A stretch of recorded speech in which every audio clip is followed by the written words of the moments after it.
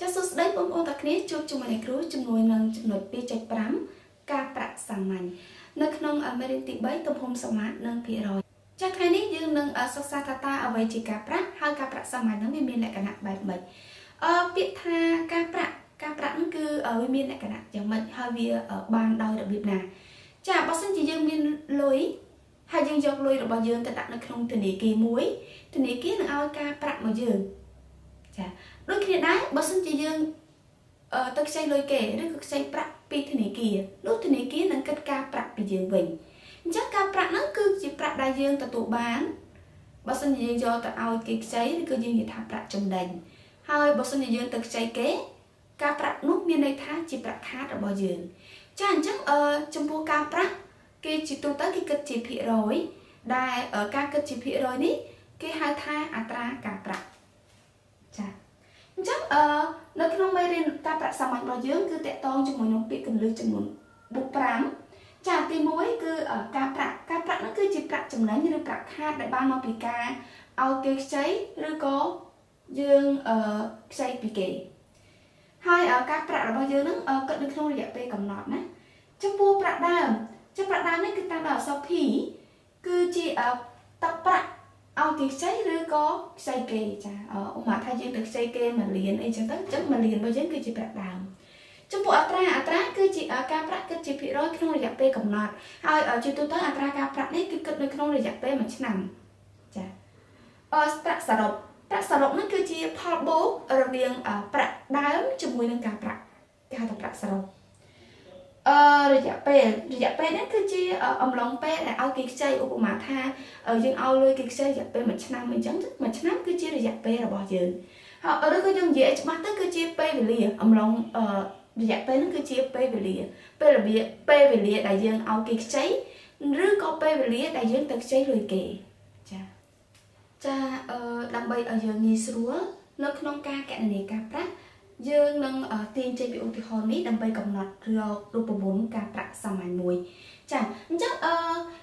ឧទាហរណ៍នេះគឺថាពូសំបានចងការប្រាក់ចំនួន2លានរៀលពីធនាគារមួយដោយធនាគារគិតការប្រាក់តាមអត្រា 15% ក្នុងមួយឆ្នាំអញ្ចឹង 15% នេះគឺយើងនិយាយថាអត្រាការប្រាក់គិតនៅក្នុងប្រាក់ដើមណាជំនឿថា 15% នៃប្រាក់ដែលយើងចងការឬក៏ប្រាក់ដើមកណនាការប្រាក់ក្នុងរយៈពេល3ឆ្នាំចាអញ្ចឹងយើងដឹងថាតាមបំរាប់របស់យើងប្រាក់ដើមរបស់យើងគឺស្មើជាមួយនឹង2លាន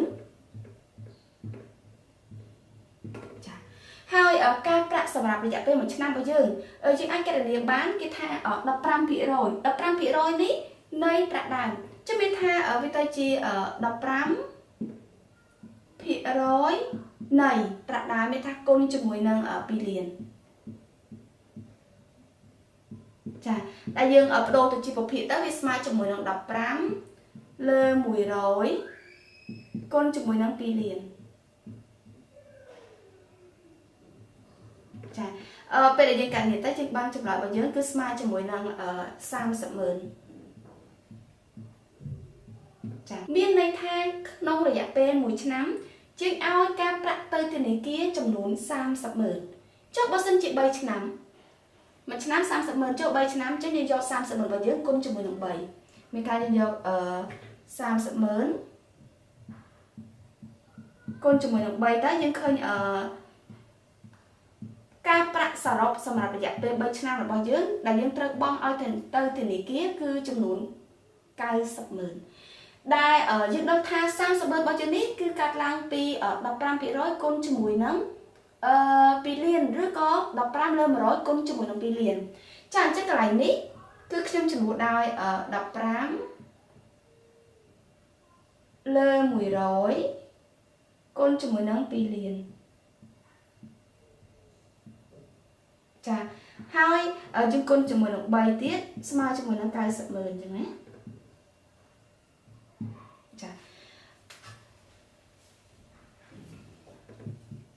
ចាកន្លែងនេះយើងដឹងថា15នេះគឺ 15% ដែលគេនិយាយថាអត្រារបស់យើងគឺយើងតាំងដោយអក្សរ អជំនឿថា អលើ100គុណ2លាននេះគឺជាប្រាក់ដើមដែលយើងតាំងនៅក្នុងមុនមិនគឺយើងតាំងដោយអក្សរ P ហើយចំពោះ 3នេះគឺ3ឆ្នាំនោះគឺយើងតាមដល់អក្សរ T ចាហើយ90,000នេះគឺជាការប្រាក់ដែលយើងតាមដល់អក្សរ I ចាអញ្ចឹងយើងបានរូបមន្តមួយគឺមានន័យថា I របស់យើងស្មើជាមួយនឹង P គុណជាមួយនឹង O គុណជាមួយនឹង T ចែកនឹង100ខ្ញុំត្រឡប់ណា ខ្ញុំត្រឡប់ P មកមុខ O ទៅក្រោយហើយ T ទៅក្រោយចែកជាមួយនឹង100ចានេះគឺជារូបមន្តការប្រាក់សាមញ្ញរបស់យើងដែល I គឺជាការប្រាក់ P គឺជាប្រាក់ដើម O គឺជាអត្រាការប្រាក់ T គឺជារយៈពេលគិតជាឆ្នាំដើម្បីឲ្យអ្នកទាំងគ្នាកាន់តែយល់ច្បាស់អំពីការប្រាក់សាមញ្ញយើងមើលលំហាត់គំរូទាំងអស់គ្នាចំពោះលំហាត់គំរូគេថាមីងថនបានដាក់ប្រាក់15លានរៀលនៅក្នុងធនាគារមួយដែលត្រូវបានទទួលអត្រាការប្រាក់ 6% ក្នុងមួយឆ្នាំចា៎នេះគឺជាអត្រាការប្រាក់របស់គាត់ដែលទទួលបានពីធនាគារតាមរយៈពេល5ឆ្នាំក្រោយមកគាត់ទទួលបានប្រាក់សរុបចំនួនប៉ុន្មានរៀលមីងថនបានដកយកការប្រាក់មកប្រើប្រាស់ជារៀងរាល់ឆ្នាំមានន័យថាមួយឆ្នាំគាត់ដកយកម្ដងណាសំណួរខមីងថនបានចងការប្រាក់15លានរៀលទៅឲ្យមីងសានទៀត2ឆ្នាំក្រោយមកគាត់ទទួលបានប្រាក់សរុប18លានរៀលរកអត្រាការប្រាក់ដែលគាត់ទទួលបានពីការចងការប្រាក់ឲ្យមីងសានចាមានន័យថាមីងថនគាត់បានចែកលុយរបស់គាត់ជាពីរទី1គាត់យកទៅដាក់ធនាគារ15លានហើយទី2គាត់យកទៅឲ្យមីងសានខ្ចីចាអញ្ចឹងឲ្យយើងមើលសំណួរកជឿឃើញថាសំណួរកនេះគេសួររកប្រាក់សរុបសម្រាប់រយៈពេល5ឆ្នាំអញ្ចឹងដឹងរូបមន្តប្រាក់សរុបរបស់យើងវាស្មើជាមួយនឹងប្រាក់ដើមបូកជាមួយនឹងការប្រាក់ដើមយើងស្គាល់ហើយគឺ15លានប៉ុន្តែចំពោះប្រាក់សរុបប៉ុន្តែការប្រាក់យើងអត់ទាន់ស្គាល់ទេដែលការប្រាក់របស់យើងមានរូបមន្តរបស់យើងគឺយើងតាមដល់អក្សរ I ស្មើជាមួយនឹង P O T ចែកជាមួយនឹង100ដែលនៅក្នុងនោះយើងដឹងថា P របស់យើងគឺស្មើជាមួយនឹង15លានណាសំណួរក15លានឲ្យធនាគារចាហើយអត្រាការប្រាក់ដែលបានពីធនាគារមកវិញគឺ6%ចំពោះរយៈពេល T របស់យើងគឺ5ឆ្នាំចាអញ្ចឹងយើងចំនួនចូលនៅក្នុងរូបមន្តរបស់យើងអញ្ចឹង I របស់យើងវាទៅជា15លានគុណជាមួយនឹង O របស់យើងគឺ6ហើយគុណជាមួយនឹង T របស់យើងគឺ5ជាចែកជាមួយនឹង100ចាពេលដែលយើងគុំមកវាទៅជា6 5ដងនេះ30ណា30គុណជាមួយនឹង15ជា0 3 5ដង15ដល់តែទុក1 3 ម្ដង3 3 4ចាំវាទៅជា4 5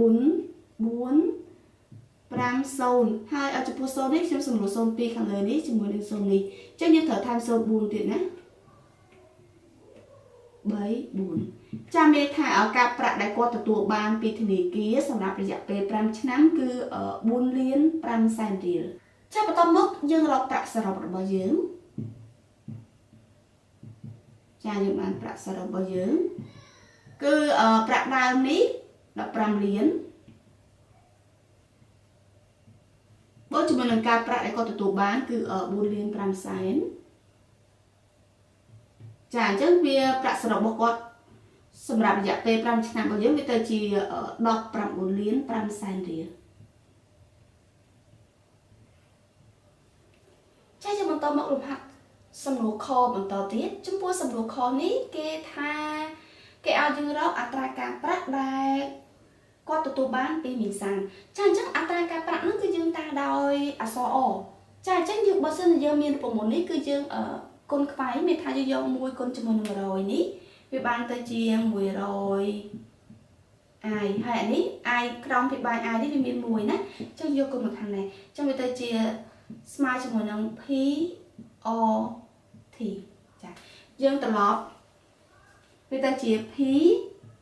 O T ស្មើជាមួយនឹង100 I ចាអញ្ចឹងយើងចង់បាន O ជាយើងទុក O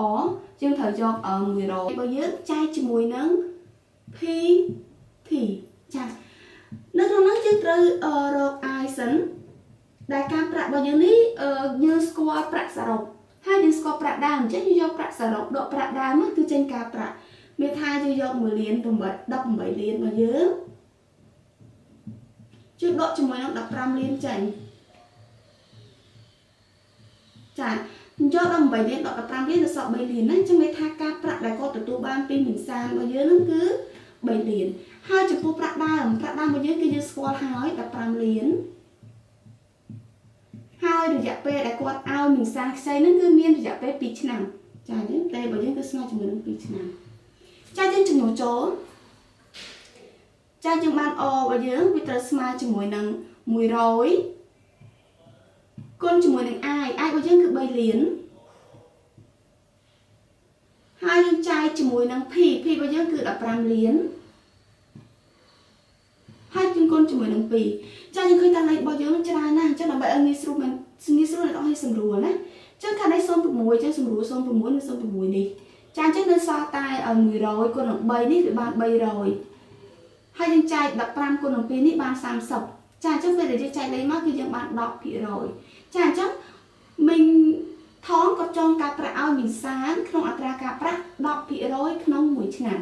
ចាយើងបន្តមកលំហាត់ប្រតិបត្តិបន្តទៀតចំពោះលំហាត់ប្រតិបត្តិគឺថាចក្រីបានចងការប្រាក់24លានរៀលពីធនាគារមួយដោយមានអត្រាការប្រាក់16%ក្នុងមួយឆ្នាំចាអញ្ចឹងឲ្យយើងគូបង្រាប់ឲ្យហើយគាត់ចងប៉ុណ្នេះការប្រាក់អូខេប៉ុណ្នេះចាសម្រាប់រយៈពេល1ឆ្នាំចាទេចក្រីបានបង់ការប្រាក់ឲ្យធនាគារជារៀងរាល់ឆ្នាំសំណួរករកតាការប្រាក់ដែលត្រូវសងធនាគារទាំងអស់មានចំនួនប៉ុន្មានសំណួរខតើចំនួនប្រាក់សរុបដែលចក្រីនឹងត្រូវសងធនាគារវិញមានចំនួនប៉ុន្មាននៅគ្រប់គម្រប់4ឆ្នាំចាអញ្ចឹងសំណួរករបស់យើងគេសួររកការប្រាក់ដែលត្រូវសងធនាគារសម្រាប់រយៈពេល4ឆ្នាំអញ្ចឹងដឹងប្រព័ន្ធការប្រាក់របស់យើងគឺ I ស្មើជាមួយនឹង P O T ចែកជាមួយនឹង100ចាដោយនៅក្នុងនោះយើងដឹងបំរាប់P របស់យើងគឺស្មើជាមួយនឹង24លានចា O របស់យើងអត្រាការប្រាក់ធនាគារគិតការពីគាត់16%ក្នុងមួយឆ្នាំហើយចំពោះរយៈពេលដែលគាត់ខ្ចីពីធនាគារមានរយៈពេល4ឆ្នាំចាដល់ពេលហ្នឹងឲ្យយើងចាប់ផ្ដើមចំនួនចូលវាទៅជា I របស់យើងស្មើជាមួយនឹង24លានគុណជាមួយនឹង O 16គុណជាមួយនឹងរយៈពេល4ឆ្នាំយើងចែកជាមួយនឹង100ចាខ្ញុំសម្រួល0202ចោលចាប់ដើមគំនិតខ្ញុំយក16គុណនឹង4 16គុណនឹង4នេះគឺបាន64ណាហើយ64យើងយកទៅគុណជាមួយនឹង24ចា4 4ដង16ដល់ទៅទឹក1 6 4ដង24 24 1 25ពី4ដងនេះ8ពី6ដង12ចាយើងចាក់តាមការបូកលេខ6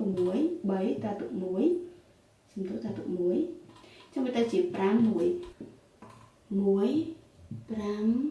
3 6ហើយយើងត្រូវថែម0ចំនួន4ទៀត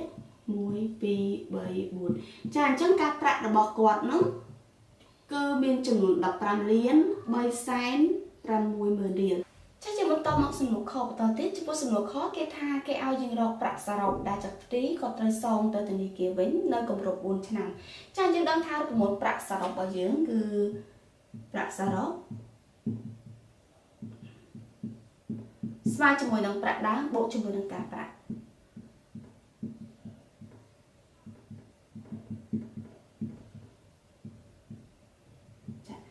ចឹងប្រាក់ដើមដែលគាត់ខ្ចីពីធនាគារគឺ24លានហើយចំពោះការប្រាក់មិញគឺ15លាន360,000រៀលចាចឹងដល់ពេលដែលយើងបូកលេខនេះទៅយើងបានលេខរបស់យើងវាទៅជាសាច់លេខរបស់យើងមានត្រាទុកទេចឹងយកបូកចូលគ្នាមកទៅវាទៅជា3នេះទៅទៀត9ហើយ3 6 0 0 0 0អញ្ចឹងឲ្យចំពោះប្រាក់សរុបសម្រាប់រយៈពេល4ឆ្នាំមានន័យថាទាំងការទាំងដើមបូកបញ្ចូលគ្នាវាទៅជាឡើងរហូតដល់39លាន360,000រៀលចាអញ្ចឹងចំពោះកំណែលំហាត់គំរូនិងលំហាត់ប្រតិបត្តិនៅក្នុងការប្រាក់សាមញ្ញនេះបានបញ្ចប់ហើយបើសិនជាអ្នកទាំងអស់គ្នាមានចម្ងល់នៅត្រង់ចំណុចណាមួយអ្នកទាំងអស់គ្នាអាចខមមិនសួរនៅខាងក្រោមវីដេអូបានអរគុណច្រើនសម្រាប់ការតាមដានវីដេអូរបស់អ្នកទាំងអស់គ្នា